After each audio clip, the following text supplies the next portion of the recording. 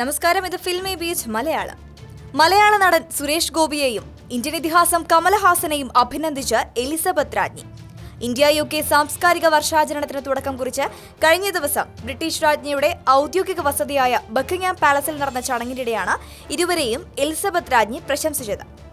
ഇരുവർക്കും എലിസബത്ത് രാജ്ഞിയുമായി പ്രത്യേകം കൂടിക്കാഴ്ചയ്ക്കുള്ള അസുലഭ അവസരവും ലഭിച്ചു. ധനമന്ത്രി അരുൺ ജെയ്റ്റ്ലിയുടെ നേതൃത്വത്തിലുള്ള ഇന്ത്യൻ സംഘത്തിലെ ഗ്ലാമർ താരങ്ങളും ഇവർ തന്നെയായിരുന്നു. ഇത് മനസ്സിലാക്കിയാണ് ഇന്ത്യൻ നയതന്ത്ര ഉദ്യോഗസ്ഥരും കൊട്ടാരം അധികൃതരും പ്രത്യേകം കൂടിക്കാഴ്ചയ്ക്ക് അവസരമൊരുക്കിയത്. ഇരുവരുമായും ഏതാനും മിനിറ്റ് സംസാരിച്ച രാജ്ഞി താൻ അണിഞ്ഞിരുന്ന കാവിക്കോട്ട് നന്നായിരിക്കുന്നു എന്ന് തുറന്നു പറഞ്ഞതായി കൂടിക്കാഴ്ചയെക്കുറിച്ച് പ്രതികരിക്കവേ സുരേഷ് ഗോപി ഒരു പ്രമുഖ മാധ്യമത്തോട് പറഞ്ഞു. ജീവിതത്തിലെ അസുലഭമായ നിമിഷങ്ങളിലൊന്നായിരുന്നു എലിസബത്ത് രാജ്ഞിയുമായുള്ള കൂടിക്കാഴ്ചയെന്നും താരം പറഞ്ഞു.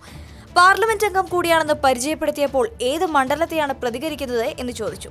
അപ്പോൾ സിനിമാ നടനെന്ന പരിഗണനയിൽ പ്രധാനമന്ത്രിയുടെ ശുപാർശ പ്രകാരം രാഷ്ട്രപതി നാമനിർദ്ദേശം ചെയ്തതാണെന്ന് വിശദീകരിച്ചു. സെനറ്റ് അംഗമാണല്ലേ എന്നായിരുന്നു അപ്പോഴത്തെ പ്രതികരണം.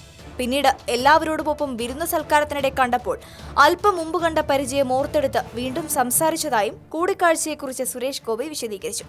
കേന്ദ്ര ധനമന്ത്രി അരുൺ ജെയ്റ്റ്ലിയുടെ നേതൃത്വത്തിലുള്ള സംഘമാണ് കൾച്ചറൽ ഫെസ്റ്റിൽ ഇന്ത്യയെ പ്രതിനിധീകരിച്ചത്. ഒരു വർഷം നീളുന്ന സാംസ്കാരിക വാർഷികാചരണത്തിനാണ് കഴിഞ്ഞ ദിവസം തുടക്കമായത്. ഇരു രാജ്യങ്ങളും തമ്മിലുള്ള സൗഹൃദവും വിവിധ മേഖലകളിലുള്ള സഹകരണവും ഊട്ടിയുറപ്പിക്കുന്നതിന്റെ ഭാഗമായാണ് ഇന്ത്യൻ സ്വാതന്ത്ര്യത്തിന്റെ 70ാം വാർഷികമായ 2017 ഇന്ത്യ-UK സാംസ്കാരിക വർഷമായി ആഘോഷിക്കുന്നത്. For latest news, like, share and subscribe to Filmibeat Malayalam.